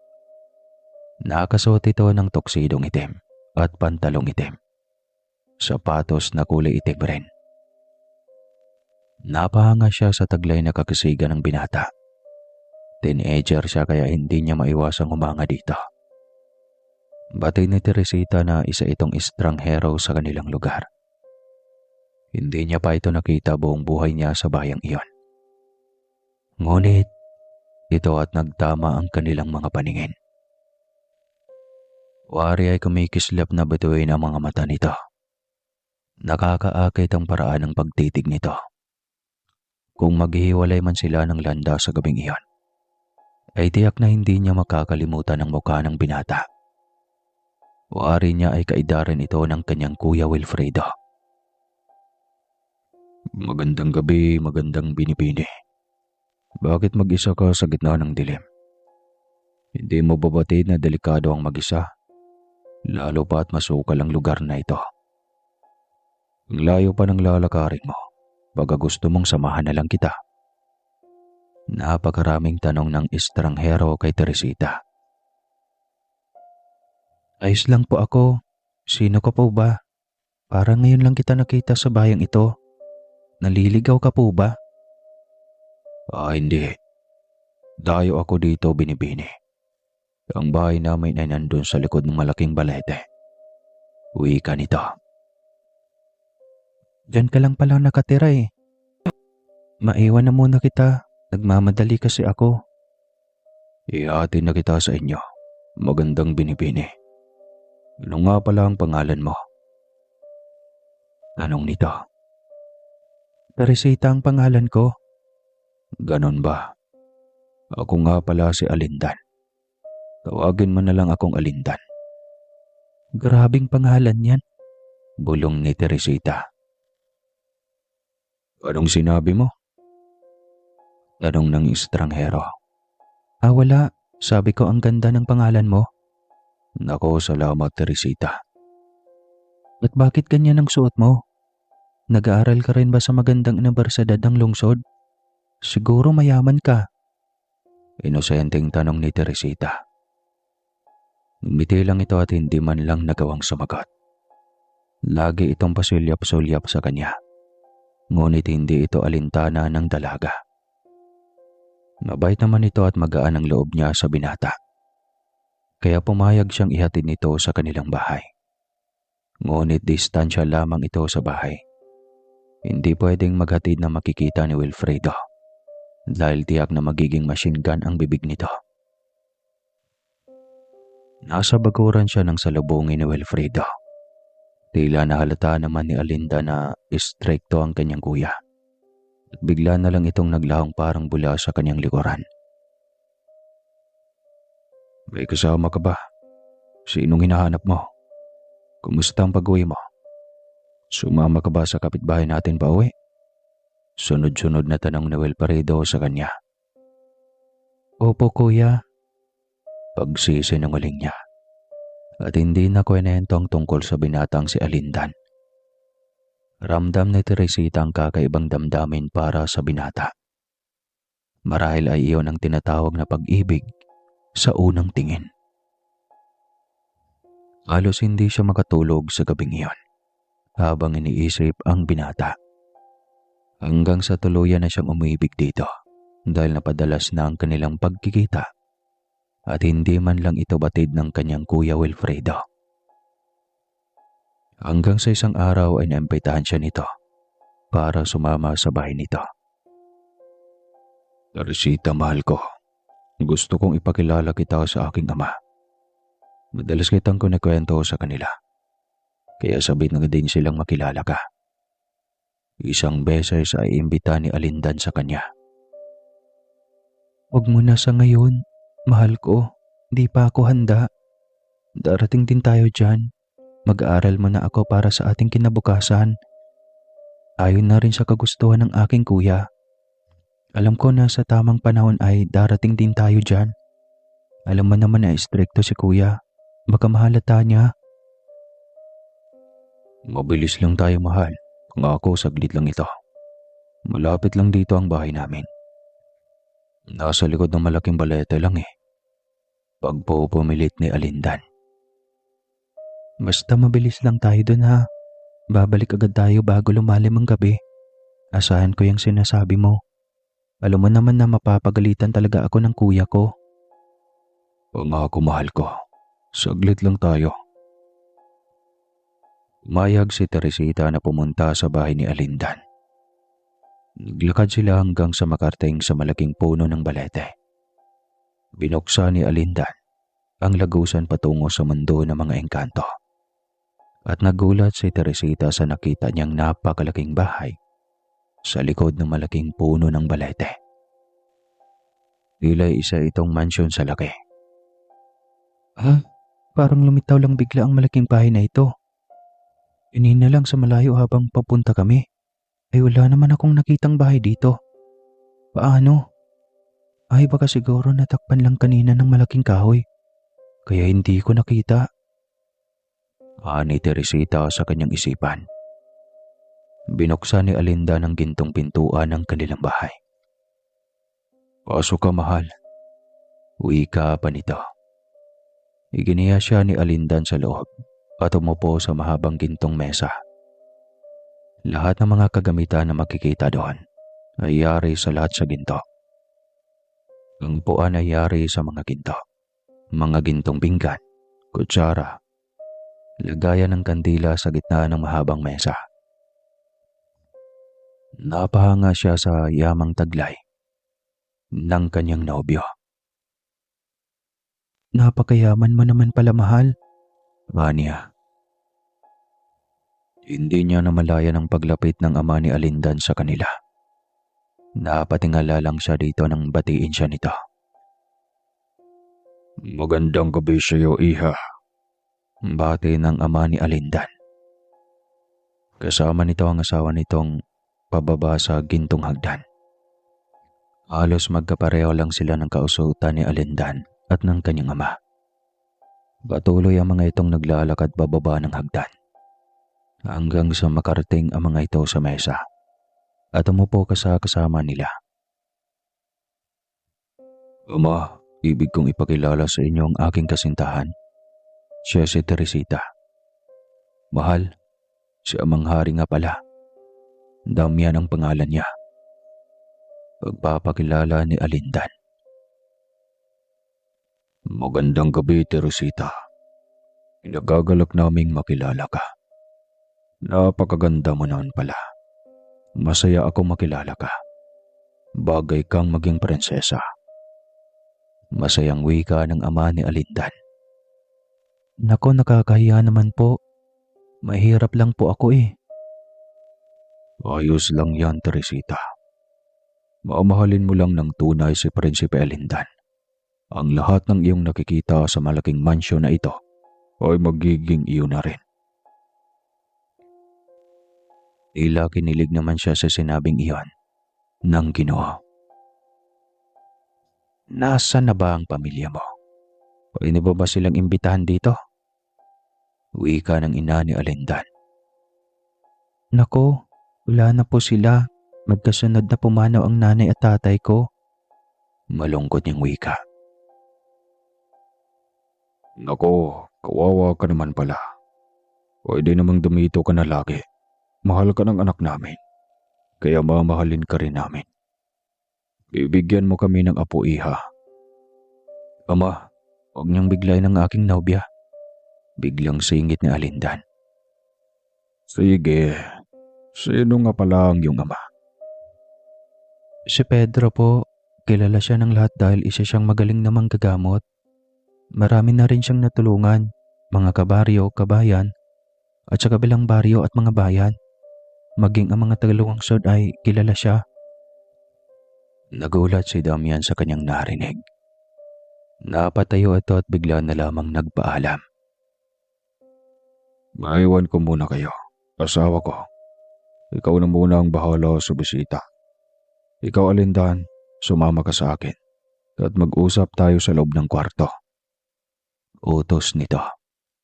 Sabay lakad paakyat sa gintong hagdan patungo sa kwarto ng binata. Inintay ni Damian ang anak sa loob ng kwarto nito. Nagtaka naman si Alindan sa biglang pag-iba ng reaksyon ni Damian. Pagkarating sa kwarto. Ama, may problema ba? May sumabang nabanggit si Teresita. Tanong ng binatang engkanto. Anak, kailangan mo siyang hiwalayan. Kailangan mo siyang layuan at kalimutan sa lalong madaling panahon. Dahil kung hindi ay baka mapahama ka. Hindi mo kilala ang angka ng babaeng iniibig mo, Alindan. Bakit, Ama? Hindi kita maintindihan. Bakit ba takot na takot ka? Kalaban kong mortal ang ama niyang si Pedro. Si Pedro ang dahilan kung bakit nandito tayo ngayon. Dito tayo napadpad sa puno ng balete nung minsang. Nag-away kami sa gitna ng laot. Sa lakas ng kapangyarihan niya, dito tayo na italsik. Hindi ko kayang taglay niyang kapangyarihan. Kaya nandito ako malapit sa bahay nila. Para kapag tinawag niya ako, ay nandyan pa ako palagi. Kasi naging alipin niya ako. Di ba sabi niya na pumanaw na ang kanyang ama? Kaya wala na tayong ikabahala pa, ama. Mahal na mahal ko si Teresita eh. Di ko kayang mawala siya sa buhay ko. Pakiusap, ama. Huwag mo kaming paghiwalayin. Sagot niya. Iyoko kong ibinili ng kanyang ama ang kakayahan sa kanyang anak na lalaki. Hindi pwedeng ilibing ang kapangyarihang taglay ng isang mortal. Namamana ito ng anak o kapatid, o di kaya naman ay apo. Kaya tiyak ako na papatayin ka ng kapatid niya pag nalaman nito na engkanto ang karelasyon ng kapatid niya. Hindi na rin ako pwedeng lumaban dahil minsan akong natalo. Nasa batas ng ating mundo na kapag natalo tayo ng isang mortal, ay maging ilalim tayo sa kanila at hindi pwedeng saktan o galawin ang kanilang angkan. Mahabang kwento ni Damian. Hindi, ama. Mahal ko si Teresita. Kaya kung mawala siya sa buhay ko, bahala nang mamatay ako kaysa mamuhay nang wala siya. Gagawa tayo ng paraan, ama. Pakiusap ni Alindan. Ito, anak, gawin mo.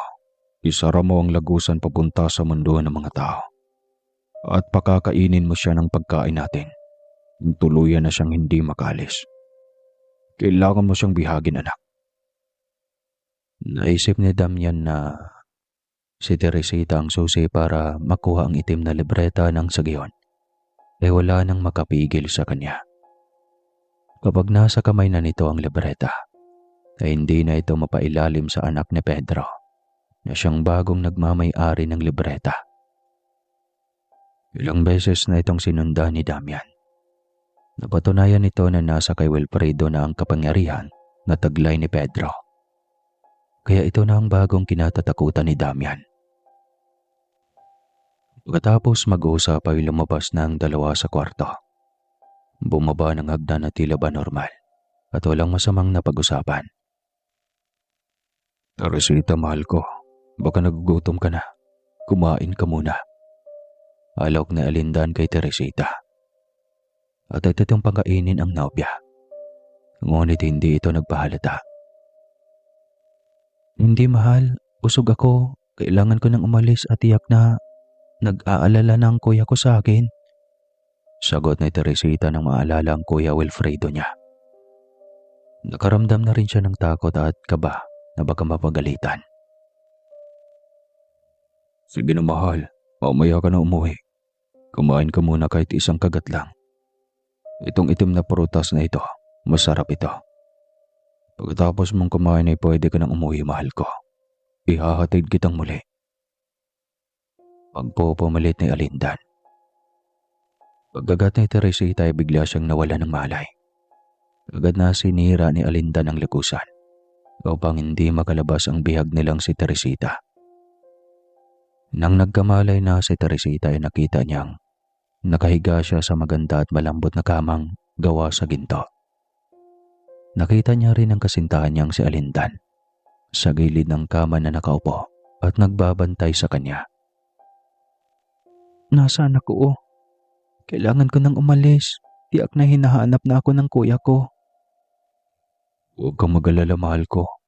Pumunta na ako sa bahay niyo para magpaalam sa kuya mo na dito ka lang muna sa amin pansamantala dahil nawalan ka ng malay.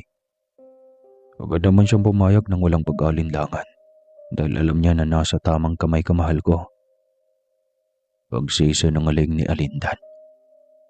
Napabuntong hininga na lamang si Teresita. Salamat naman kung ganon.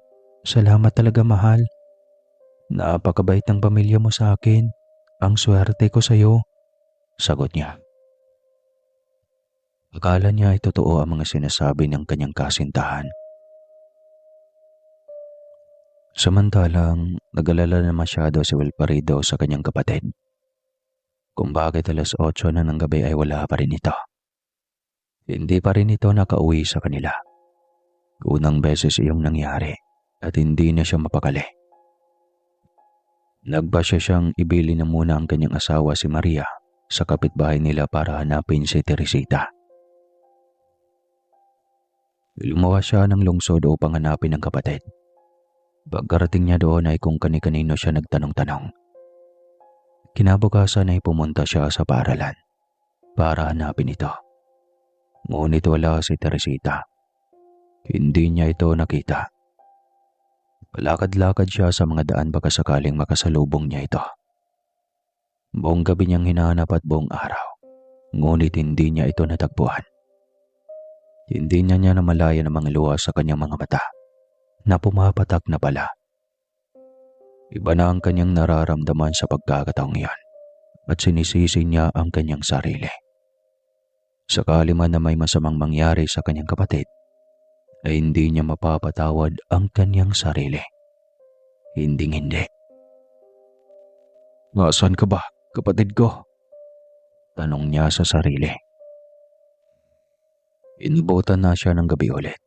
Ngunit kahit anino ni Teresita ay hindi niya mahanap. Nagpasya na lang siyang umuwi na muna sa bahay. Isa na lang ang pwede niyang gawin, ang mag-ritual ng malaman kung saan naroroon ang kanyang kapatid. Dugong Kastila sila at lapitin, lalo na ng mga engkanto. Kaya kinilabutan siya habang iniisip iyon. Sana hindi na maulit ang nangyari sa kanyang kuya Ermio. Sasakay na sana siya ng tricycle nang may makita siyang habak. Madumi at maraming putik na halatang napag-apakan na ng kung sino. Ngunit pamilyar sa kanya iyon. Kinuha niya ito at tinignan. Hindi nga siya nagkamali ng hinala. Pagmamay-ari ito ng kapatid ko. Sambit niya sa kanyang sarili. Dali-daling umuwi ng bahay si Wilfredo. Pagkarating niya ng bahay ay agad siyang nagpakulo ng tubig at pinatakan ito ng kanyang langis. Umusal ng orasyon at pagkatapos ay ibong tapang na sumigaw. Sa taglay na kapangyarihan mula sa mutya ng tubig, kailangan kong malaman ngayon kung saan man naroon ang aking kapatid. Hinanap niya ito at lumitaw ang imahe ng malaking puno ng balete. Pagsapit ng bandang 5:00 ng hapon, kinuha lahat ni Wilfredo ang kanyang gamit laban sa pakikipag-away. Sinuot ang kanyang habak. Pagkatapos ay agad niyang hinahanap ang puno ng balete. Alam niyang malapit lang ito. Dito madalas na dumadaan si Teresita patungo sa paaralan ng lungsod. Pagdating niya sa puno ng balete, ay tinaas niya ang isang kamay at nag-orasyon. Pagkatapos ay buong tapang na sumigaw. Sa ngalan ng mutya ng kalikasan, inuutos kong magpakita ngayon din ang sino mang kumuha ng kapatid kong si Teresita. Lumitaw si Damian sa kanyang harapan. Nagkatitigan pa silang pareho bago ito nagsalita. Hindi ba siya mababawi sa amin dahil kumain na siya ng aming pagkain? Sarado na rin ang lagusan sa aming mundo. Kaya kahit anong ritual ang gamitin mo, ay malamang hindi mo na siya mababawi pa. Kung magpupumalit ka naman ay siguradong makukuha mo siya. Pero isa na siyang malamig na bangkay. Sa amin pa rin ang kaluluwa niya. Tanging kami lang ang pwedeng makapahintulot sa kanya kung pwede siyang bumalik. Kami lang din ang may kakayang magbukas ng lagusan sa aming mundo. Litaan niya ng engkantong si Damian. Eka, parang nakita na kita. Di ba ikaw yung pumunta sa lamay ng aking itay? Biglang tanong ni Wilfredo sa kaharap. Ako nga, at matagal ko ring hinahanap ang libretang itim sa bahay niyo. Kaya malas mo na lang at kapatid mo mismo ang pumunta sa amin. Nang sa gayoy mas madali na lang sa akin ang hanapin ang libretang itim. Paglalahad ni Damian. Hindi maaari ito. Papatayin ko kayong lahat. Oras na may masamang mangyari sa kapatid ko. Galit na wika ni Wilfredo. Kalma lalaki, nasa mabuting kalagayan ang kapatid mo. Huwag kang mag-alala. At ibabalik ko siya sa iyo sa isang kondisyon. Ano namang kondisyon? Ibigay mo sa akin ang libretang itim, kapalit ang kapatid mo. Sige, papayag akong ibigay ito.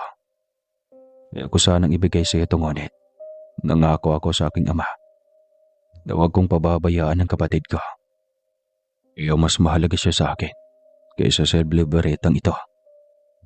Mabuti, akin na ang bagay niyan. Hindi, ilabas mo muna ang kapatid ko nang nakasigurado akong tutupad ka sa usapan natin. Paniguradong wika ni Wilfredo. Binuksan ni Damian ang lagusan at pinalabas si Teresita. Ito na ang kapatid mo. Akin na ang mahalagang bagay na yan. Ibigay mo muna sa akin ang kapatid ko at mapapasayo ang itim na libreta. Utos ni Wilfredo. Tinulak ni Damian si Teresita papunta kay Wilfredo. Agad niya itong sinalo. Ilang kapatid mo? Pwede mo nang ibigay sa akin ang hinihiling ko. Sagot nito. Hindi ako tanga katulad mo. Wika niya at inusal ang isang malakas at makapangyarihan salitang Latin. Tinaas pa ni Wilfredo ang isang kamay niya, sabay sigaw ng buong tapang. Inuutosan ko ang aking gabay sa kapangyarihan ng liwanag.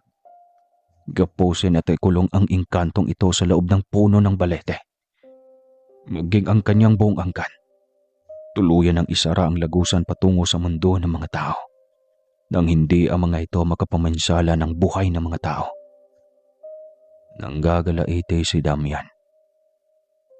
Sa kagustuhan nito maangkin ng libreta ay hindi na pumasok sa isip nito na isang bitag lang ang lahat. Inilian ni Wilfredo ng pulang lubid. Nagawa sa pulang tela ang puno ng balete. Sumpa ito para hindi ang mga ito makalabas ng tuluyan sa puno ng baleteng iyon. Nang tumahimik na ang buong paligid, ay saka lang niya nalapitan ng kapatid. Mabilis siyang niyakap ito at humingi ng paumanhin. Pasensya na kapatid ko, kumuntikan ko pang mapahamak. Mabuti na lang at dilinlang ko ang engkantong iyon. Salamat kuya, patawad. Simula ngayon na hindi na ako magpapaloko. Hindi na ako sasama kahit kanino, lalo na kung hindi ko kilala. Dapat lang, Teresita. Kailangan mong matuto sa mga bagay-bagay. Isang aral ito na huwag basta magtiwala kahit kanino. Porke gwapo o mabait. Dahil hindi natin alam ang nakakubling katauhan nito. Patawarin mo ako kuya. Muli nitong wika sa iyak. Wala kang kasalanan. Ako ang may kasalanan. Nangako ako kay Itay na babantayan kita. Ngunit anong ginawa ko? Pinabayaan kita. Sabay yakap sa kanyang kapatid. Umuwi silang dalawa sa kanilang bahay. Masaya si Maria nang makita at nabawi ni Wilfredo ang kanyang kapatid. Napagkasundoan na rin nilang mag-asawa. Natatalikuran na ni Wilfredo ang panggagamot. Sa tingin naman niya ay tapos na ang kanyang misyon.